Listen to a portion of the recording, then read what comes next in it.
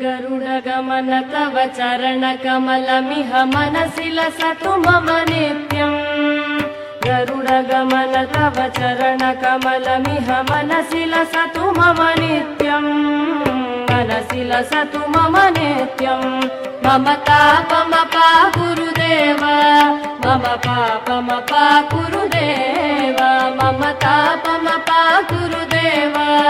मम पापमपा गुरुदेव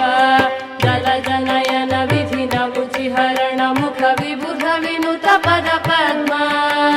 जलजनयन विधिन मुचिहरण मुख विबुध विनुत पद पद्मा विबुध विनुत पद पद्मा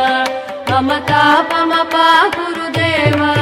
मम पापमपा गुरुदेव मम तापमपा गुरुदेव मम पापमपा गुरुदेव।